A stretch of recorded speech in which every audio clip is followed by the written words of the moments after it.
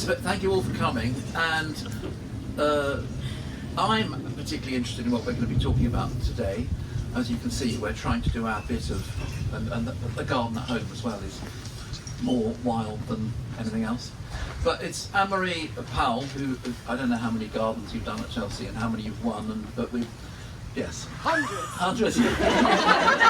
So you all, anyway, I'm going to pass over to Anne-Marie, who's going to introduce the panel, and this could be, should be, will be a really interesting chat.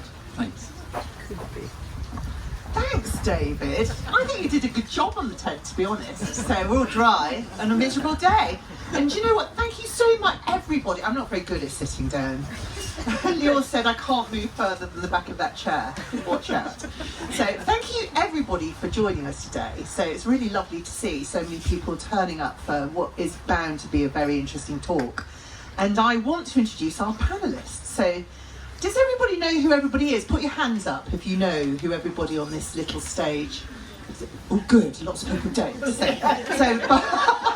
Yeah, you three should. So first of all, I'd just like to introduce Adam Hunt.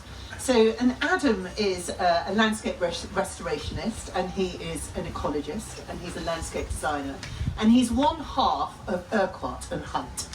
And you might know the name because they did the Rewilding garden, or as I prefer to call it, the beaver garden, because, do you know, Adam loves a bit of beaver, don't you? So he does. So it's going to be fascinating to hear his take on rewilding and a beaver, I suppose. Oh, very early in the morning too. And then next to him is Tom Hoblyn, who is, well, you're ex-Q, aren't you? Yeah. And you've been involved in gardens since you were a small boy, really, haven't you? I still am a small boy. Yeah, he is. He's a very dear friend of mine, so I can absolutely say he is a very young man. He's great. But he's a British landscape designer, horticulturist and gardener. And you set up your practice shortly after graduating from Q. Yeah. We haven't heard the end of that, really, that you went to Q, have we? You've won lots of medals, and what I think you won the People's Choice of the Decade award at Chelsea, didn't you? Yeah. So which is amazing. So very proud of you for that. Thank you. So, and then next to him is dear Liz Nicholson, and you are a landscape. Are you an architect or a designer? Landscape architect. Garden So designer. a very, very clear distinction. Yeah. And you are based quite locally, aren't you? Nicholson's your company, and I've not been to your place yet, but I hear it's beautiful and stunning, and I really did ought to visit. You did. So Come for lunch at the No, Yes. we're just north of Oxford. just north of Oxford, yes. And what I am super interested in hearing more about is your green garden design tool, actually. So, and we worked very much at Chelsea, didn't we, in the green audit, which is happening with all of the gardens through the RHS that go to Chelsea, or indeed any show, I think, perhaps now, don't they? Eventually, Or rolling across the back. shows and the industry, but more on that in a minute. Yeah, absolutely. So, but today we're here to talk about rewilding, and to me, I'd be quite interested to know. Rewilding has been quite controversial, I think, as a word in the industry for the last few years. So, and do people here know? Put your hand up if you feel very clearly that you know actually what rewilding means as a term.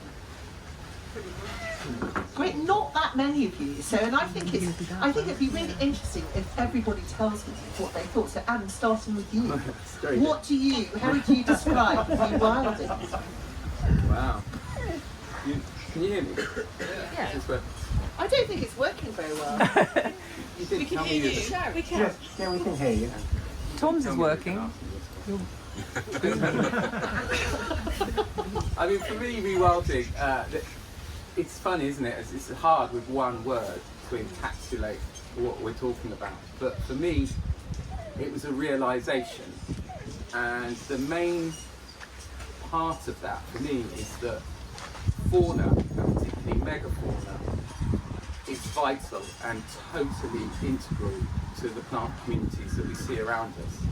They cannot survive on their own. They rely on bees, They rely even on obviously on beavers, on a whole range of animals who have shaped their evolution. And I think as an ecologist, we were always looking at almost looking at stasis within a natural plant community rather than realising the incredible dynamism that's there. And so I think in terms of what does it mean relevant to gardens, I think it's that we need to start looking at gardens as a much more dynamic installation, a much more dynamic thing. We need to be allowing for the fauna to move through it, for the plants to move through it. Does that help? Yeah, it does. So I kind of think, and I'd be interested to know your take, Tom, because for me, rewilding is a term that was really coined back in the 1990s, wasn't it? So, and it was to allow the biodiversification of huge sites, really. So, and I think there's been a lot of to and froing because people are kind of saying, well, rewilding in gardens, is that actually possible?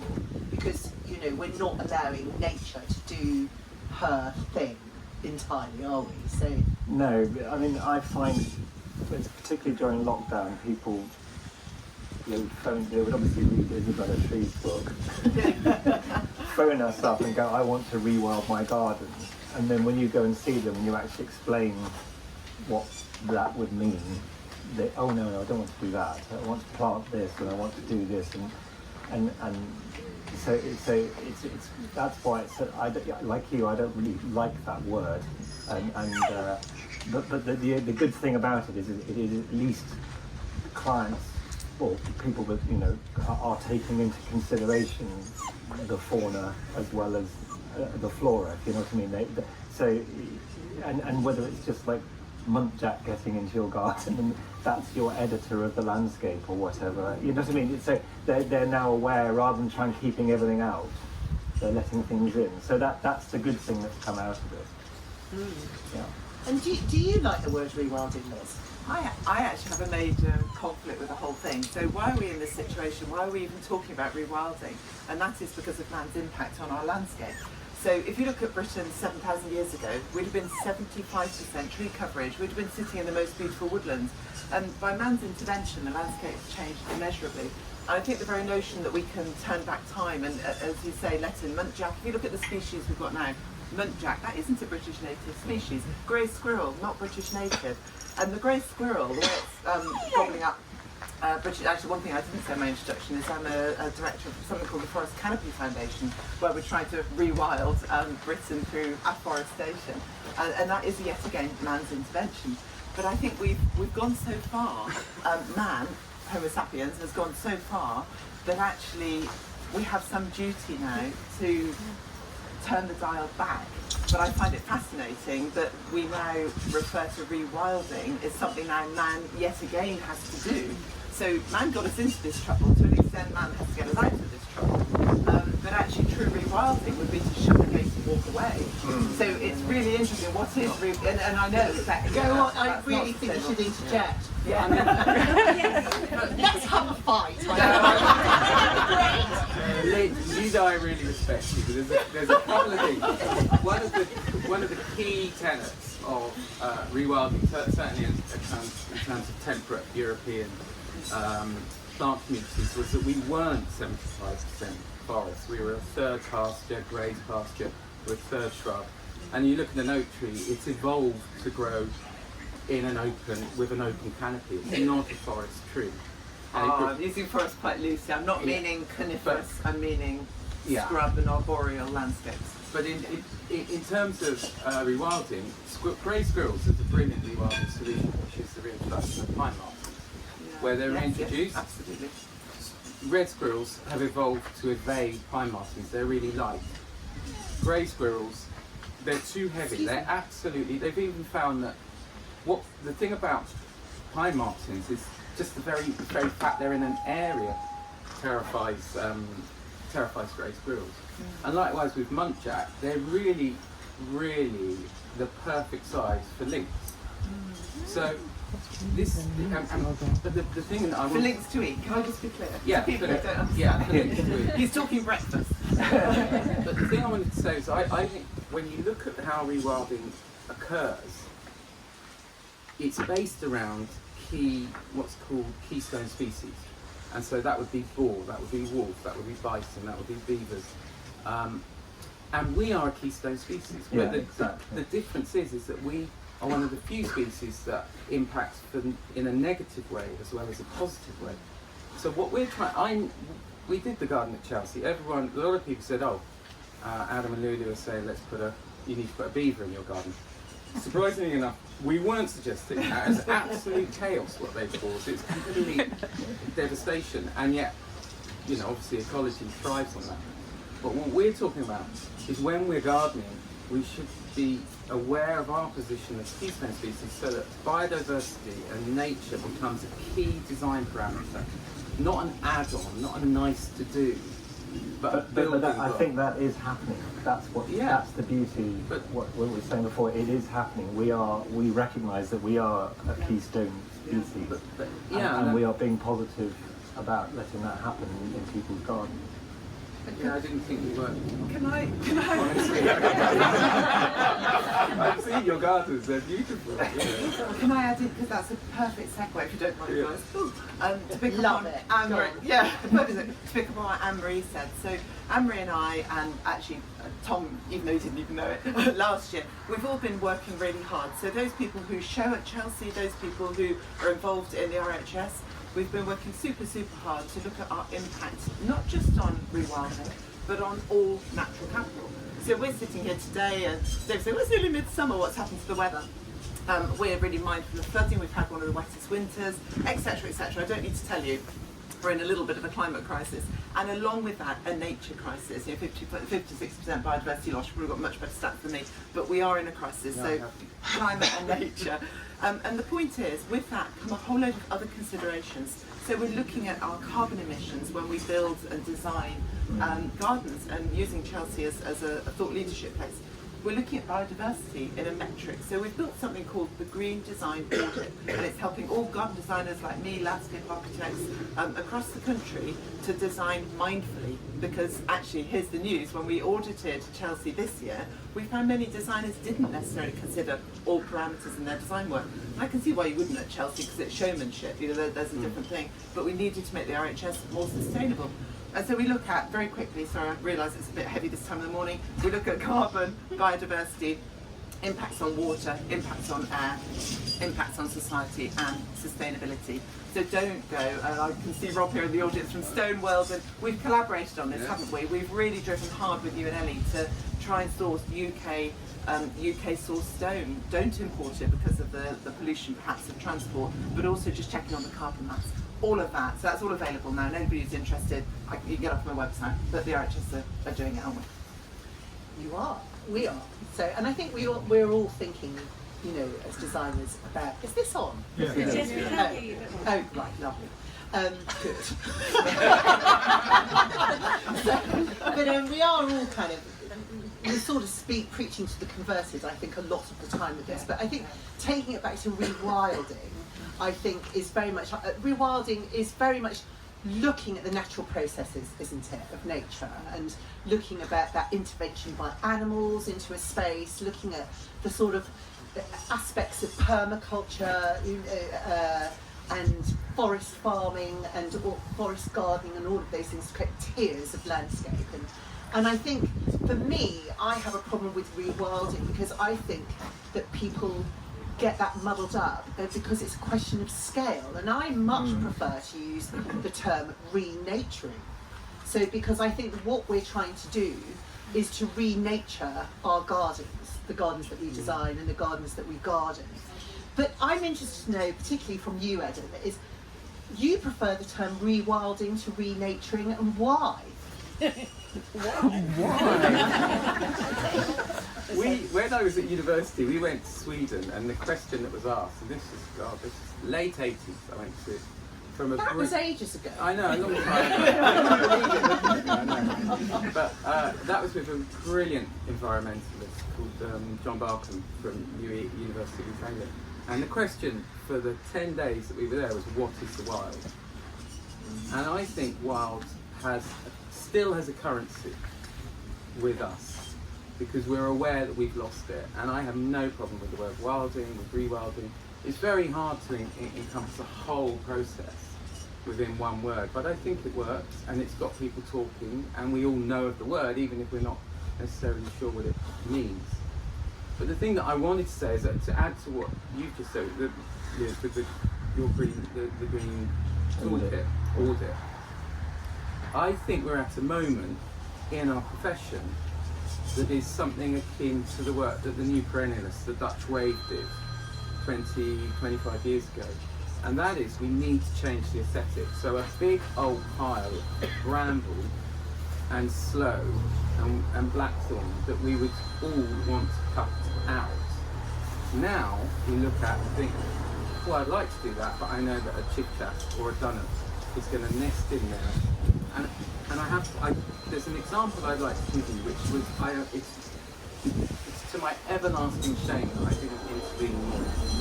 But about 10 years ago, I worked with a client who had purple emperor butterflies and marsh fritillaries on the site. And aesthetically, they wanted a parkland.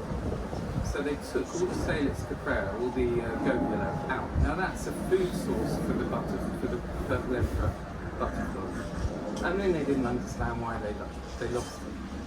And then they put a load of subsoil over the wetlands, and they lost their marsh fritillaries. So that is a situation where design aesthetic overtook a biodiversity aesthetic. And I think until we get this through, that we are at a point where a garden is not a silent, static community of plants. It's nothing without butterflies, bees, bumblebees. And I do think it's a hearts thing.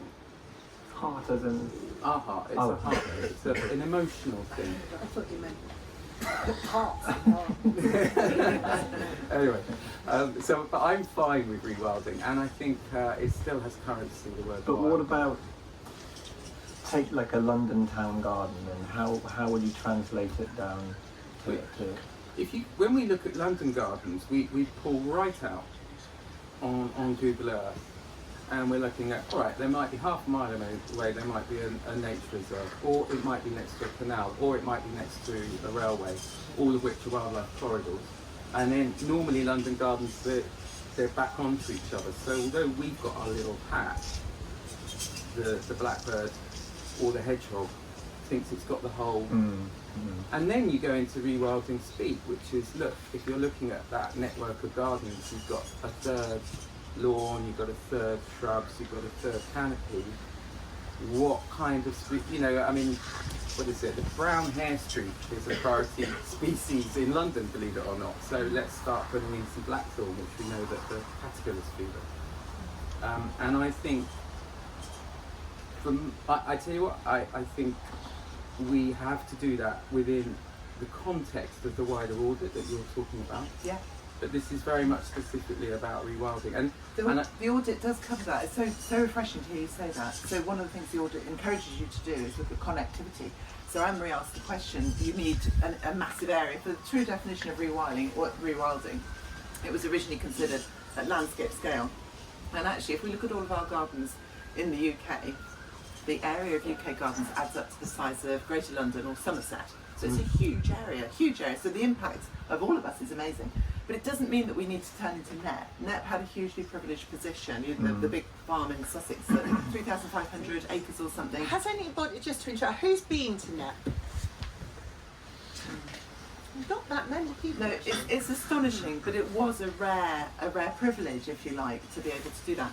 But all of us, one of the other premises of rewilding, it isn't just about landscape scale. It is more importantly, or as importantly, about connectivity. And that's exactly what Adam's saying, is look where you are and look how you connect. Because actually what we're doing is offering habitat so the flora, to fauna. And it's those wildlife corridors that can be enjoyed. I love the idea as a design studio that you zoom out. It's exactly what we do, but I wonder how many do. But it is in the green design audit. But it's almost like in the landscape movement terms, you have borrowed landscape, and that was the view. And now into ecology terms, we're borrowing landscape, if you like, but we're borrowing habitat. And we're just trying to make connectivity between. I really like that idea. I mean, I think rewilding, that key principle when you're looking at landscape and you're looking at the work of Franz Vars, which some of it was disastrous in my opinion. So I really do think so. But you're looking at cause, corridors and carnivores, aren't you? Those are the three sort of things. So cause are the species that you want to attract, that's where you start. So the species of wildlife, I think, and corridors is all of this connectivity. And certainly when we did the Wildlife Garden at Wisley, we thought about key plants that create biodiversity bounce, because I think what we forget about with renaturing gardens, because I don't know what you're talking about. Explain it. When you're talking about renaturing gardens, what we're talking about is the garden on the ground. We, the carnivore, we, the key species, we kind of create the garden space, don't we? So, but we forget about our gardens actually are huge, even in a small space, because we've got all of the sky in our garden too, and that's how we attract these corridors through biodiversity bounds, that you can encourage that renaturing even on a balcony. But I think that's what has annoyed people like, well, I'll just say it, Monty Don and Alan Titchmarsh with the term rewilding, is because of this misunderstanding of the actual term, and I think that's where all the problems begin. Would you agree, Tom? Yeah. I mean, because I don't often do town gardens, but it's interesting. I think that's very interesting to look at the big picture, and maybe we should be talking to everyone on that street or whatever, and try and get people to collectively this corridor bit. I mean, because when we my sort of rural project, it's quite easy because we're just joining up a bit of woodland to that bit of woodland there and everything. But I didn't think of it that way in the town garden. So I think that's very, very interesting way of doing it. I think so far we've talked very much about going into a single property perhaps and looking at interventions there. But one of the projects we're doing this year as a studio is a sort of an intervention, if we like. It's pro bono work, where we're working with Blenheim Palace and their property arm, and we're looking at actually the way they design housing estates. I hope you don't mind me saying this, but so a typical housing estate and the amount of tarmac and the proportional and cut space and how much is wild, where the treescape is, and we've really challenged their designs, and so far we've managed to cut their carbon emissions by 40% just by redesigning how the roads are. And whether the fire tender, the good old fire engine, whether it needs a tarmac road through a meadow or whether actually that can be a hog-in path through the scrub. So actually there's so much we can do on new developments actually, on a housing, when you talk about the streets here, but actually looking at how communities live and how communities understand nature. And that slightly brings me on to education, because we're here vaguely in the room understanding what we're talking about. But actually, I don't know if anybody listened to Radio 4 on their way in today, but they were talking about a lady who taught politics at university, and the last thing she did with her politics students, she took them into the Heart of England forest, took them deep into the forest and for a whole day, and said, see and feel nature. And everything you do in your political arena and the future of your careers, you need to protect nature. And I thought that was quite powerful in a political degree, if that was your sign-off. But children. So education, I agree. But I think it is happening though. People, don't you think? Slowly, very slowly. But I think this term, I think we need to educate people on what rewilding actually means, actually, because I think our clients are very confused. So they believe that they want to have a rewilded garden, but actually they when you don't. explain, So, I mean, I for one, when I went to NEP, I was super excited to go to NEP, really excited, and I went with Simon over there. I was very excited, and I thought it was going to be like this bountiful, kind of almost paradisical space. So when I went, and there was just a load of brambles and lots of trees, and I was actually rather disappointed. I've got to be honest. So, and I find it very interesting that to me is rewilding, and it's very relevant and very important. But it's interesting that even at NEP, they now have a garden where they are renaturing, they are using, and this is what I'd like to throw into the mix now, they're using native and non-native plants. So tell me, how do you feel rewilding works, it's particularly in a changing climate, Liz, and we need to do everything we can to educate and explore. what do you feel about the native, non-native? Well, we now, when we plant woodlands, I mean, for example, we use sycamore as a nurse species to plant in amongst the... Just say what a nurse species is for those So perhaps it's we want to end up with an appropriate woodland for the area. So if it's in your oak woodland or whatever, but that's what we would plant oaks, and we'll plant all the field maple and things like that. But then we'll plant in not throwaway species, but species that we know will create the competition to help the trees established. So things like sycamore we know is going to survive. Like 2 summers ago, the drought, we planted about 6,000 trees on a project, and they were the only things that survived that year. You had cracks that you could put your arms in the soil. It Wormington. And yet all the sycamores pulled through. They're creating and we had to replant a bit, but the beauty is they're creating this competition. And actually, I mean, so I think we have to. I don't know what you two think, but yeah. The climate's changed. I think we're so close to the tipping point now that we have to accept that it is a different world. And yes, I'm afraid I am pro. And particularly in forests, I would look at Robinia. I mean, we've got ash trees. I can look here. There's lots of ash trees around the boundary. Ash is the most beautiful tree, but largely it's subject to ash dieback, and there's probably 99% from what we can see is actually dying and failing. But Robinia actually is a species that doesn't look so very different, and it is climate resilient. It fixes nitrogen, which is incredible, but actually the timber source from it is semi-hardwood. I'm very mindful actually of somebody here, but actually would be very... Don't get Simon started. Yeah. that's one of the rules of our world. Don't get Simon talking about it. But another thing is it's also genetic provenance as well. I mean, so in everyone in Norfolk, they want, the Norfolk oaks and everything, they want to grow acorns from, but really we should be planting acorns we collected in Bordeaux because the climate, which is much more appropriate. That's really interesting. So, something I hadn't but you try and tell a farmer that, and well, no foreign stuff in ours. There's a whole plantation of... Yeah, so we've got 45 hectares of Paulonia growing around where I live. Where we live is called the Breckland. It's famous for its Scots pines, and they're very sculptural and things like that. But now we've got Paulonia growing. This farmer is good because they say it sequesters more carbon than oilseed rape. So I don't know, some statistic like that, and it's completely transformed the landscape. Yes. And it looks odd. I'm not a complete fan of that. Yeah, I but the beauty is that my son has a tree nursery, and they had to plant 47,000 native trees around to hide it all. And so so they're our best customers. So I won't have a bad word. But it's quite interesting that you hear in the village, in the pub or whatever, people going, those foreign trees are there and everything. And you think, well, hang on, you've got a Japanese maple in your garden. So it's quite an interesting thing. Tom, isn't the error? I think investigating a little bit of Paulonia, or maybe learning a little bit about Robinia and using sycamore, absolutely agree with you, apart from grey squirrels, love it. Yeah, I know, but it's quite good because it keeps... I do hate grey squirrels. But it keeps the grey squirrels off.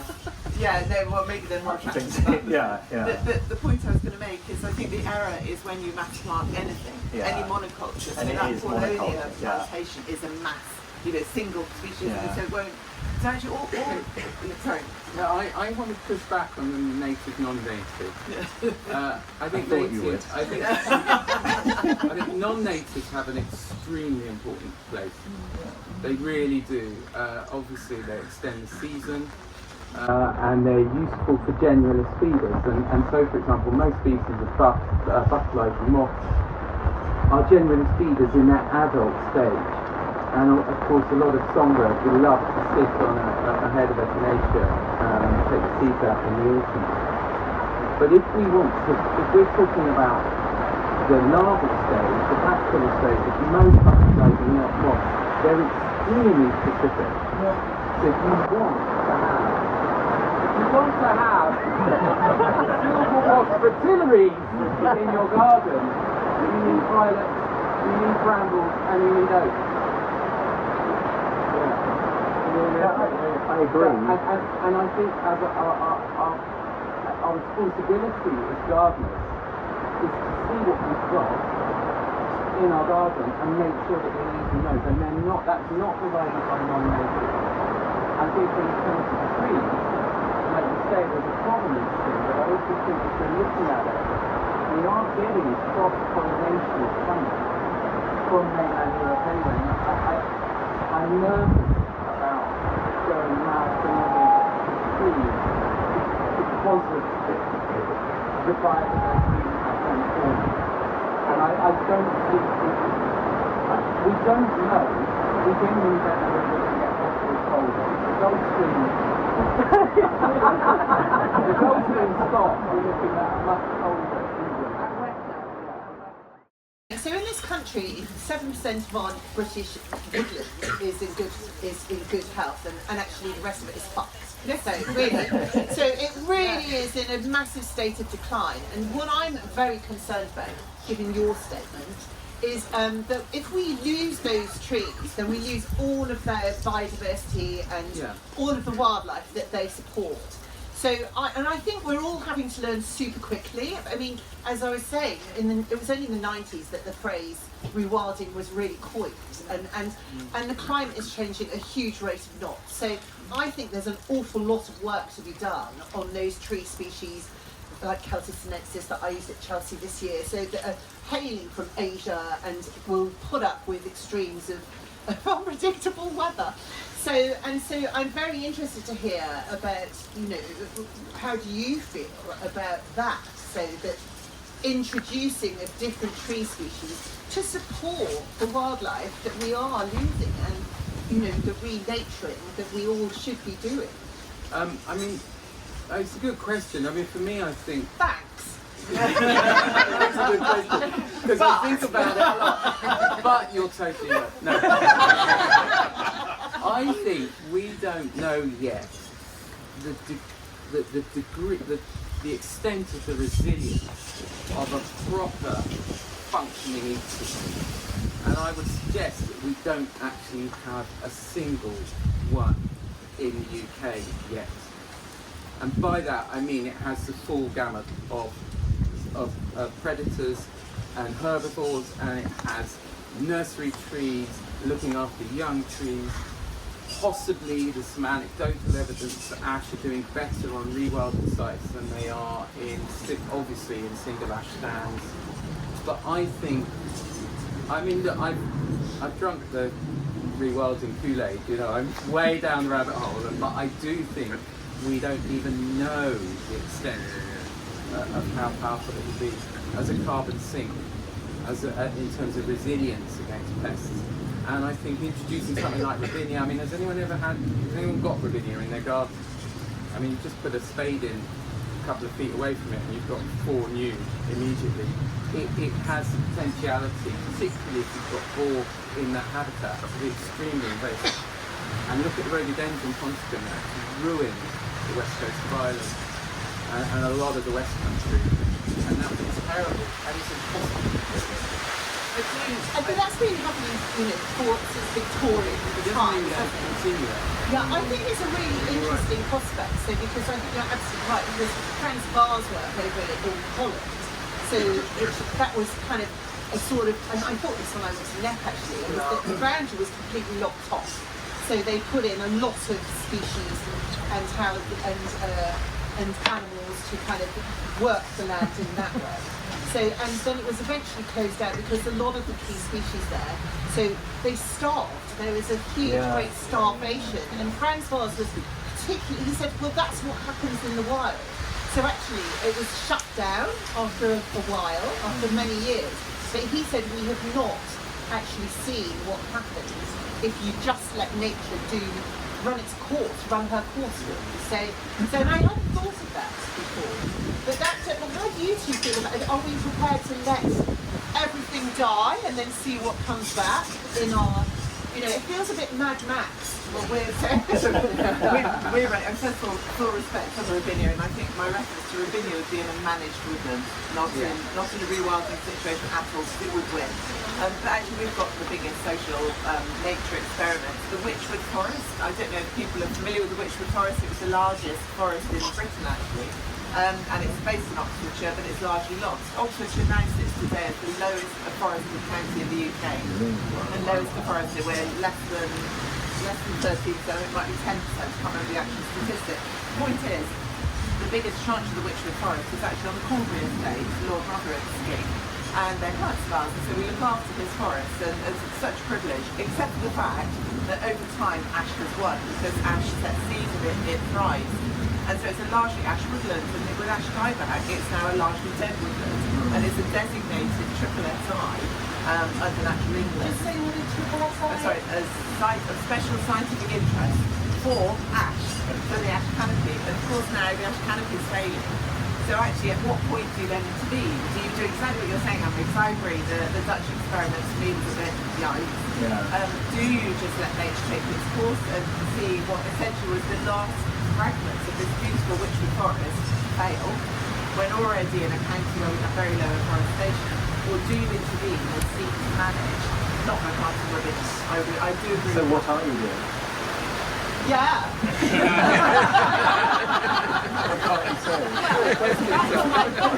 Back to my point at the wonderful lecture, we took one of the political students out into the woodlands. We're trying to educate or come alongside and collaborate with that government to change the framework. If a triple SI designation protects the landscape that's actually supported by climate change and bioinsecurity, then actually at the point we need think again. Is it what's coming up now they're dying? What is More it? baby ash that then want to fail, well, they just, the ash dieback just sweeping through it again. So what's actually happening is it's just becoming a massive bramble thicket. You'd love it. But the problem is, actually, we might ask you to come and have a look, because that would be amazing. Yeah. Because Tom's son sells trees, so we're all I'll do some box I'll do some bramble topiary for you. So where I live, we live on wetland, and when we bought the land and everything that goes with it, we rewilded it before there was a term rewilding. We just let it go, and it's very, very interesting because people know familiar with the National Vegetation Classification System, which is, I know, is very out of date and everything, but it kind of designates what type of woodland grows where, and so when we moved, my wife's there, sorry, but when we moved there 20 years ago, it's an older nettle classification. W6A. I've never heard of this. Yeah, I'm interested. it's quite a useful tool, and yet now, as we've left it, and even though we flooded for the worst 20 years of this year, but because the climate change, we are now brambles started growing, and now we've got oaks coming through, and oaks shouldn't be growing where because we're an older wetland. So it's really interesting. So I actually think the fact that the brambles are a beautiful thing, because I know what's going to could come out of them and things like that. So, but I'm trying to think what my point is. But my point is nature adjusts. that nature is adjusting, and what comes out of it is a very beautiful thing. Yeah, but I just don't want to lose that biodiversity. So you are just I think suggesting that you just do let nature take its course without intervention. I'm not. So, and I just would like to clear that up. I'm not suggesting that at all. What I'm suggesting is that we don't have. Because that's what rewilding is. No, it's not. It's not. It is.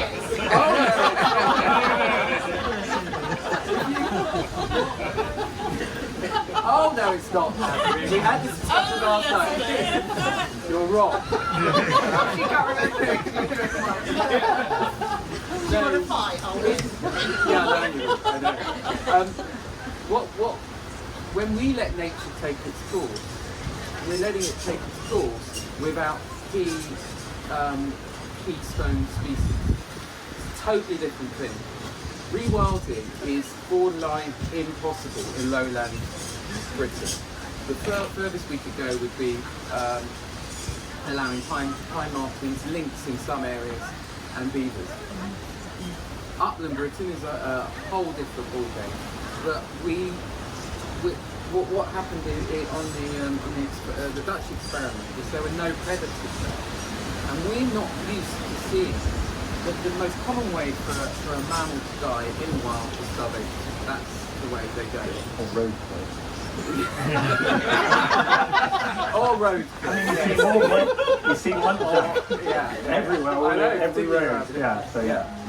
But what we don't have is carcasses on the land. Yeah, I don't know what's going on with that mark. It doesn't like rewilding. It doesn't like what you're saying. No, it hates it. But what we don't have is we don't have carcasses. You never see a carcass. We've forgotten what nature actually looks like, and this is why I'm talking about this new aesthetic. It's like, for me, the best way. I mean, we do a lot of ecological surveys on our projects. We try and monitor what we're doing, but the way we're looking at monitoring it now is through sound, and the sound of the wild. It's so evocative, and that's what we're talking about. It's like, what's our trade-off here? Do we want something spick and span and perfect that is borderline silent, or do we want something that is a bit more scruffy or a lot more scruffy, but we do have a possibility of hearing a kitty though. We do have a possibility. You know you go to, I don't know, in the Alps maybe, or it's got that buzz, that sound. When I've been on rewilding sites in the West Country where you've got beavers, there is that intense sound of insects. And it's just this, it is a heart, it's a thing that you have to feel. The statistics and the dryness of the science don't do it justice. For me, it's about, we have to remember this conversation that we're in with nature. We forgot we were in conversation, and we've forgotten how to speak with it. It's interesting, when you talk about it, I'm sure I'm not the only one who, you just sort of almost half closed your eyes, and you can think back to your childhood, and you can literally hear what we used to play, can't you, actually? Yeah. You just don't get that same sense. There's something in our small sort of suburban garden that we're constantly trying to listen to see what's actually within the garden sphere, so it's less and less. Yeah, can I follow up on that? I think exactly childhood, and I mentioned earlier about education in nature, and actually we're talking about rewilding in private property essentially, maybe development, public parks, etc. But actually the real win would be in our schools. Our state schools in England have huge property portfolios, and I went to school in Banbury recently, and it was the size of this field, well, actually it was twice the size of this field, and it was all mown right up to the boundary, right up to the boundary fence, which was secure so the children couldn't get out and nasty people couldn't get in.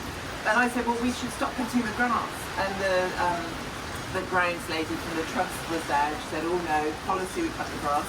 I said, we'll talk about that later. It's in front of the head teacher. It was just all, I said, we plant some fruit trees so the children could understand where food comes from. No, not allowed fruit trees because of wasps. I said, well, we could plant some corylus, lovely, beautiful hazel avenues, and so the children can play, no nuts because of allergies. I get all that, but I did come home weeping, thinking it would be so easy if we just took all of our estates, our schools estate in the UK, state school estate, and actually just let them rewild the edges and plant native hedgerows. Yeah. It's true, it is about kind of showing, and there's many more community garden projects, isn't there? Past the RHS, and it is actually allowing people the space in green space, so particularly in urban environments. 80% of us live in towns and cities, so moving to 90 in the next 20 years. So, and just to have that community relationship so that people feel like they are part of nature. And I do believe that, as horticultural professionals in whichever sphere we're working in, that we have a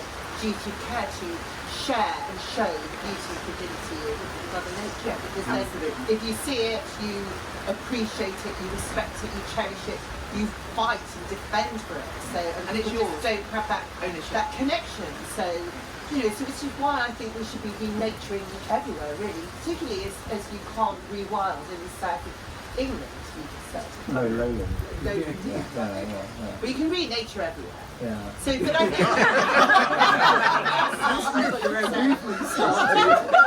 think anybody want to sign up? Start a website. So, but you know, I'm really aware that we've been chatting for a while, so, but I would love to kind of think about it, because what would you suggest, like 3 things, and I should have really said about this last night, so you could have a chance to think about it, but 3 things that people could do in their own gardens to re-nature or rewild it on a smaller scale. For example, when you were talking about looking around to see what's going on in your local environment. So starting with, I think, Liz, because you're going with the schools, so yeah. Well, actually, so in your own gardens, I think I'd like to speak for the trees. I think be brave with planting trees and don't be scared of trees. So oak, we mentioned Quercus robur, the English oak, it hosts 326 unique species. So trees are fabulous, they give shade and they attenuate water. But you can't put that in a small London garden. Well, I would challenge, we need to be braver with trees. I accept the engineering concerns, but we need to be brave with trees. There's many small delicate trees that aren't quite so... But not Quercus robur. Well, not Quercus robur. Sorry, no, not that one. No, I meant trees broad. Yeah. Yeah. Go on. I mean, I'd say get rid of lawns in town gardens. Shouldn't have a lawn. I mean, our house was 2.5 acres of mown grass when we bought it, wasn't it? And now I've got 1 bit of lawn left. My wife wants me to keep it. It's shrinking. What's under the bus? But you know, so I think get rid of lawns. They're completely. I agree with that. I like a bit of lawn, but just... No, I mean, I can say if you've got a children, weedy lawn. if you've got children and you need sports and things like that, but if you can, if you don't need it, get rid of it. You know the old push, do you remember the old push mowers back in the day when you had to run along and it did a brrr? I bought one of those 2 years ago and said to my family, the only bit of lawn we can keep is the bit we're prepared to cut by our hands. We need to cut our emissions. Gosh, We have no lawn. you should have. Unpopular, Mum. So yeah, get rid of lawns is my Yeah. one. Go on, Anna. I would find out what interesting fauna there was there. Be it, I don't know, fox, be it a brimstone butterfly or a hedgehog or fox, whatever. I would start finding out what's there. And then I would do my utmost to make sure it stayed there and thrived. And I would do my utmost to make sure that I didn't accidentally clear fell a load of goat willow. How do you go about that? I think that's, you know, I think that's a fresh idea, a fresh way of looking at it, actually. So, and more people are doing it. But if you wanted to see what was there, because it's not there anymore, how would one go about that? Well, I mean, there's a couple of things. I mean, obviously the wildlife trusts are very good. What we use is magic maps. It's got a terrible name, but it's really if you can get into it and you can sort of channel your inner nerd.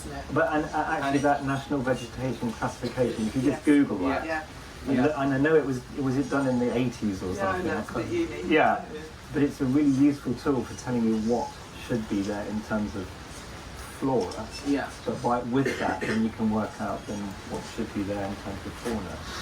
Yeah, and then the map shows you priority species, and it's really useful. But I think the most important thing, we're doing it in our village, we're trying to in our village, is just talking to your neighbours. But if people talk, Really? I know. You're such a grit your teeth. So they take one for the team. I mean, in our village, we're really, really privileged. I mean, insanely privileged to have a population of glowworms. Now wow, that is amazing. Yeah, can I come and stay? Yep, absolutely. And You can go renature it. but actually, when you start delving into their habitat requirements, they're quite easy, but they're also quite specific. And weirdly, in a way, they're a bit of an indicator species, because if you've got glowworms there, then you've got the appropriate habitat for a range of reptiles and for a range of bird life. And it's just that picking on one thing that is specific to your environment. I mean, Sheffield, until they felt all of them, was really good for the white hair streak butterfly, and that was particularly associated with some of the mature elms that Sheffield still has.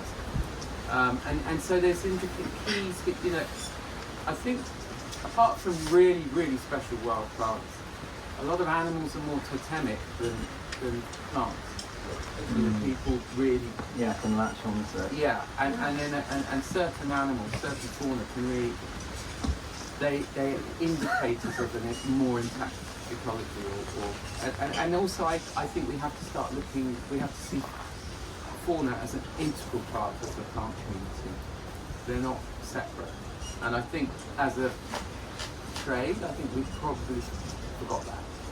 Can I just add to that though, because I think there's a reason we've forgotten it. So most people here perhaps have heard of biodiversity net gain. It's been a lot in the news recently, and as a framework for developers to consider nature more in their designs. And actually, what's so interesting about biodiversity net gain, so it's based on the biodiversity metric, which is a DEFRA metric. But the point is it's UK HAB. So what they look at is the habitat in botany, in botanical terms, and that's deemed to be hospitable to various fauna. So what you said, Adam, is completely right. We're focused even in policy, actually, on creating green infrastructure and then allowing our fauna to arrive. But back to Anne-Marie's question on what can you do about it. So if you're in a large landscape, we have team ecologists, for example, who can come and baseline, and that's part of the green design audit actually, is to baseline your site. And you don't need to do it by employing a professional, you can do it yourself with some help and some guide. But one of the things I'm most excited about is the Merlin bird song. Yeah, it's brilliant. It's absolutely brilliant. It's Cornell University has developed it, and you have to acclimatise it to where you are. But it's absolutely brilliant, and you can certainly hear birdsong and learn. Yeah, and so I do think there's many apps out there, actually, sonics, exactly what you said earlier. Hearing earthworms, crunch, crunch, crunch, and your glowworms. Yeah. I love that. I think for me it would be add a pond or water end type. So really, and it can just be a tiny dish of water. Actually, if you wanted, just for that would attract the most wildlife in the quickest day. Yeah. Well, thank you. I think we've had enough, And I would like to hear if anybody has got any questions that they would like to ask our esteemed panel. I will come into the audience with the microphone. Here you are. I think the observation around aesthetic is really critical, and the change in aesthetic. So I mean, what do you think the Alan Titmarsh and the Monty Dons are feeling so threatened by? That they're responding so vehemently to something? Is it just because they contain Chris Old Met, or is it a genuine threat there to some other sort of aesthetic regime? I don't know. I think aren't we just saying it to so we have these discussions? Sorry. They're just being provocative, aren't they? Deliberately. You know them. Can I just? Aren't they just doing it to... Alan, come on and have a but I can expand upon that a little Yeah. bit, but I think it's interesting.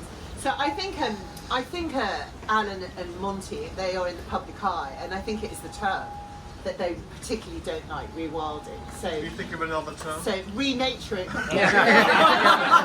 There's a website. Do you want to job as a chairperson on the new charity as I was young? So I mean, I think Monty wasn't kind about our garden at Chelsea. He really wasn't, and it was upsetting to me because he put the whole conversation onto is it a garden or not. But it did make me think, is it a garden or not? And actually, then I went down quite a mad route, which I actually rather enjoyed, which is why can't a beaver make a garden? Is it only humans that make a garden? And actually, when you look in nature, there's a lot of species that are not humans that manage their locality. And I don't know, I think, honestly, it challenged Monty on an existential level. That maybe it's not only humans that can make gardens. And that's my considered opinion. Now, it is, to have make any comment about Alan Titchmarsh and Monty Don can be career ending, so we want to be very careful. I don't think that's true. So I think they quite. I think it is true that it's controversial. All press is good press, right? So is the thing. So and there was a huge amount of debate, and it really got the term rewilding out there. And I don't think you know, the general public before your garden with Lulu had actually heard about it that much, so it did get the debate out there. But I'm sort of with Monty and Alan in a way, that I believe that we're re-naturing gardens, not rewilding them. And as gardeners, we are that keystone species. We're the carnivore in the core corridor carnivore kind of metric, if you like. So, and I think they're kind of saying, well, we are gardeners, we are intervening, it is our garden, so therefore rewilding is something different. So I think it is that they were talking about. And of course, you will know that journalists write whatever the hell they want to and probably have referenced them and things like the other Daily Mail. So, but I know how hurtful it can be when the Daily Mail had a the Daily Mail had a headline which was what was it? Ramshackle garden with pile of sticks wins best in show at Chelsea. And the reason I know it off by heart is because we were so impressed with it that we printed it off in large and we put it on our studio window. We put a shop in and we put it there. And we had it up there for 6 months, and then that sort of became a bit of a meme. People were taking pictures of it. And I think your garden was a garden because it was a planted garden by humans. So by Chris and Toby. Yeah, by Chris and Toby. So I hope that sort of. I don't think it did answer the question. Simon wants. Oh God! Oh, he's going to start talking about wood. There's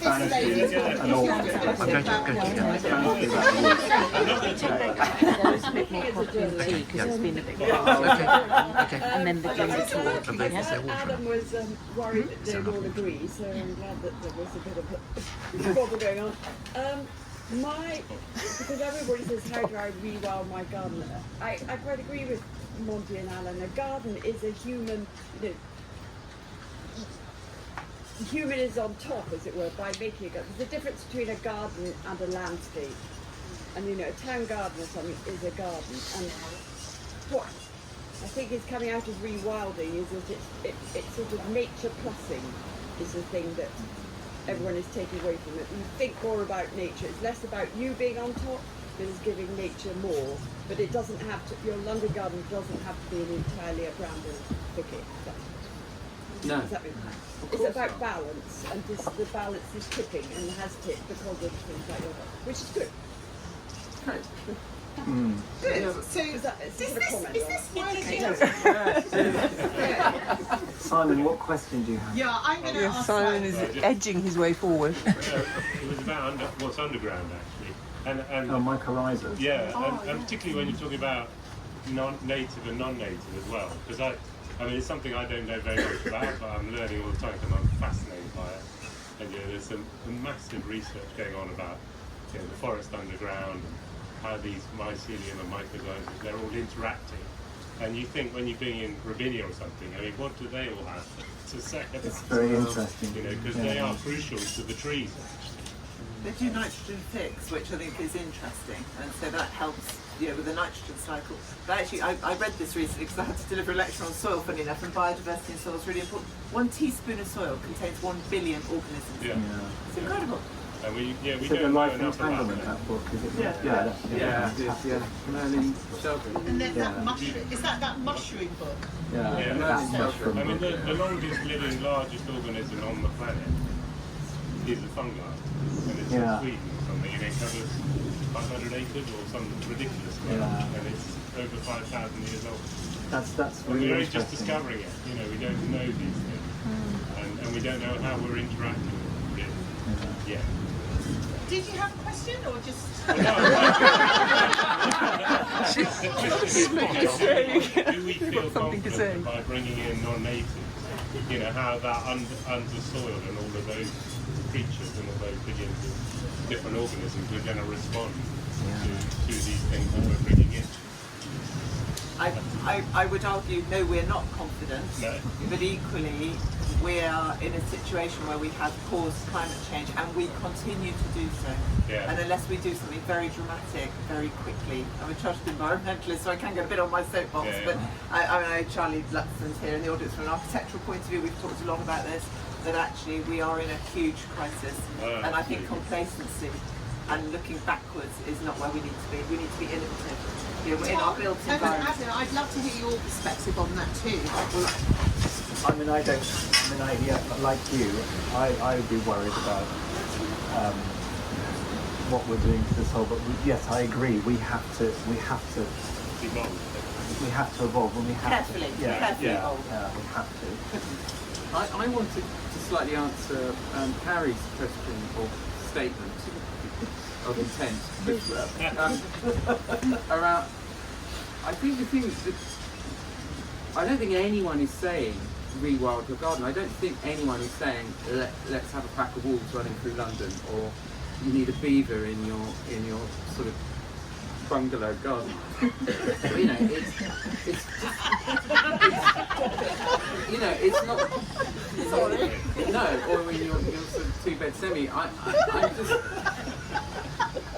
What we're saying is in the way that a couple of years ago there was a Yorkshire lock that got at Chelsea that got people's choice, didn't it? Yeah, of course it So did. why was no one saying? Well, no one was saying you need to have a lock in your garden. They were saying, look at it. And I think it's really interesting. And this is why I was upset, because the quality of the debate around why we did a rewilding garden was around it's not a garden, as opposed to what we did not get. No one spoke to us about it in an inquisitive way. And what it was is, there's a message of hope there. You have a chance to have some wildlife in your garden, and it is doom and gloom. It's very scary. It's particularly scary for the kids. And if you can just feel like you're doing something, it's a step forward. And it's just I think we're just talking about greying the boundaries between the great wider landscape and the garden, and realising that as a collective there is over 1 million acres of gardens. And when we spoke with Rewilding Britain about doing this Chelsea garden, they were like, gardens, we never even thought about it. Now we're doing a conference with them on how to get wildlife into a garden. 1 million acres is not insignificant. And more importantly, it helps us feel positive because we're actually doing something, and it is all doom and gloom, and it's easy to just go, well, we're all doomed, we can't do anything. But just tiny little steps, and that's from someone that I have suffered huge anxiety about what's going on. I kind of had to stop reading it, and actually this is why I love Rewilding, because when I read George Monbiot's amazing book, Feral, years ago, he says we need to rewild 50% of the planet's surface, both terrestrial and aquatic. God, that's absolutely sanitary. George being completely mad. Now, I think he's right. I think that's actually that's the kind of drastic solution we're looking at. Did he mean, just to challenge that, did he mean man, again, Homo sapiens, rewilding, or did he mean we need to respect wild places and stop destroying them, because there's a difference? And then that statistic has meaning, because No, I think it's a huge tax to the planet, and if we just respect it, then nature would win. I'm not sure it's He an says in his anti-convention. book that things like heathland and everything, without man, it can't restore itself. Well, yeah, things that we've already damaged. Yeah, Well, no, so it's- it can't recover. This, I mean, we've actually sorry. No.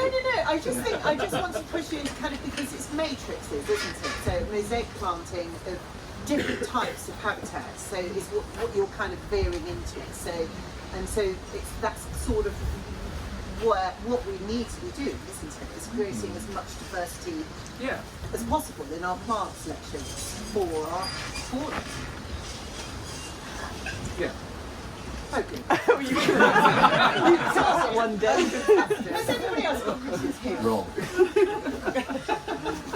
So with my farmer's hat on, we've adopted regen farming. Can you cut that? I don't think that mic's very good. You said that all Let's go along. right into it like that. Hello.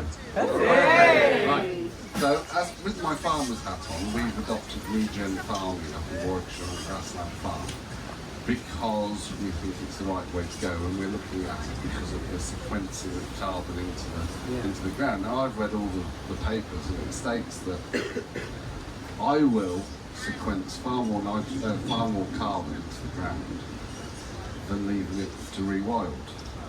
Yeah, rewilding, the plants grow, they die, they don't have the green leaf coming back as much, and therefore doesn't sequence the carbon into the ground.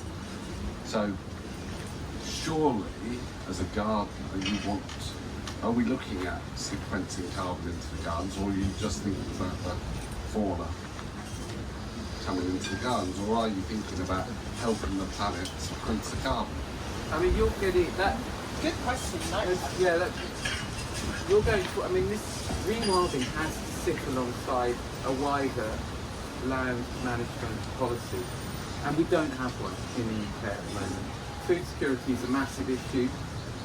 We're not using the productive land we've got as usefully as we can. Not everyone, anyway. And it's crazy to talk about rewilding productive land. With regard to the carbon sequestration, I don't know. I haven't read the papers you've read. My understanding is that both regenerative agriculture and rewilding are both very good for capturing carbon. So I can't come back to that. Yes, I think I think it's an ecosystem balance actually. So there is a place, I was going to say a corner, mismarginalised it, there's a place for rewilding. Regenerative agriculture is so essential. Our farmed landscape needs to be farmed regeneratively, and if anybody's interested, there's an amazing organisation called Farm Ed in Oxfordshire, not far from here, but they are amazing, and they're looking at roots. They're looking at roots as well as the top. What did you say? I say I've just read about it myself. I mean, we're adopting feeding the soil with yeast. In the middle of, we're feeding the soil with yeast in dark times of the day, not at night, because the yeast grows in daylight to feed the microbes in the soil. So you don't need to have your fertiliser, man-made fertilisers. But it's very interesting. And the other, just to finish my point, in place that is what Simon's interest is the other ecosystem we do need to ensure we have enough of, I said it again, is woodlands. And woodland does sequester carbon in the soil, 4 tonnes per annum, and obviously in the canopy, 450 tonnes over a 100-year life cycle. And actually we've got a massive fibre insecurity in the UK. So we've got food insecurity, we've got fibre insecurity. We import 80% of our timber needs at the moment, 80%. And in a world where we're trying to take concrete and cement out of our built environment, and perhaps we want to go more to wooden beams in our construction industry, we simply don't have the timber to do that. As there's a lot of people thinking about this, but I think land use needs to be a balance for everybody. Do you want to say anything, Tom? No, because I was just thinking back to that Paulonia project we've got near, and that's exactly what this will end up building. I know it's a monoculture, but that's what it's. At least it's got 45,000 native trees around it. But that's, and you it's sold there. it to your family. but that's what it's being used for. That Paulonia will be for construction. It's the fastest growing hard, and it's permanent. And they coppice it every 7 years, and it's the fastest growing hardwood in the temperate world, I believe. Yeah. Sounds right. Next time you come, Simon, I'll take you up there. Chris, you have to go really like that. Just thinking on the planting of woodland, I think there's a big problem with our country sacrificing land or putting down more woodland because of our population density, and it's growing, and the return on woodland is very long term. I can see farmers saying, but I'm not prepared to wait 20 years for a return on this bit of land. So, how is that going to shape up? But we've got the UK grants. The new grant systems are quite good, aren't they? The government's made a pledge, actually, to plant 7,000 hectares per year. Yeah, but planting the trees, what about the maintenance? Because we saw the tree planting that went on with HS2, and something like 80% of those trees have died. No, absolutely. And there's, sorry. Where are all these trees? Good to my FCM. But there is this scheme, this new government scheme is about ongoing care, isn't it? The Yes. provision for ongoing there's care of them. a grant called the English Woodland Creation Offer. But a layer above that, so I introduced myself as a director of the Forest Canopy Foundation, and we're planting woodlands at scale. We planted 120 hectares at Blenheim. And actually, it's really important. What we do through that is based on a metric like the Green Design Audit. But what we do is we ensure that that the woodlands are only planted in the right place. So we take grade 3B and below farmland, so non-productive farmland, sloping sides to try and attenuate water. And actually we talk about flooding very quickly. The bill of flooding by 2080 to UK will be 27 billion. 27 billion. And imagine the destruction, and it's not just about money, imagine the homes lost, etc., etc. And yet trees, when they're planted on arable land, poor grade arable land, attenuate water 60 times, infiltrate water 60 times faster. So trees are so good, and yet they get such bad press. I think we're all Please don't agreeing with you. It's just I think that the maintenance issue, and also the return on the land is the problem actually. So, or the challenge, shall we say? So, and it's frustrating because I was chatting with Tony Kirkham. But he made a really excellent point, is that we shouldn't be planting trees, we should be establishing trees. Yes. So, and that's a really moot, that we should be establishing all of this. So